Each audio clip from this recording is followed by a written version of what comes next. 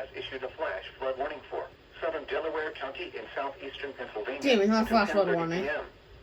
At 6 I mean a.m. emergency. Oh my Doppler freaking radar god, I'm dumb. indicated thunderstorms producing heavy rain across the warned area. Between 1 and 2 inches of rain have fallen in spots. Additional rainfall amounts of 1 to 3 inches are possible in the warned area. Flash flooding is ongoing or expected to begin shortly.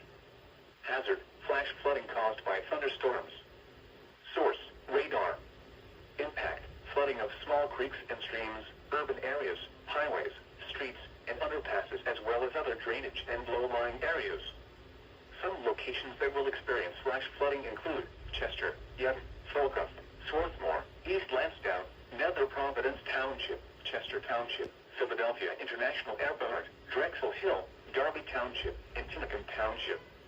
This includes the following highways: Interstate 95 in Pennsylvania between mile marker 0 and 11. Interstate 476 in Pennsylvania between mile marker 0 and 4.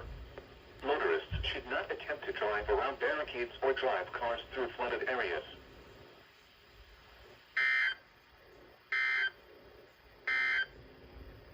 The following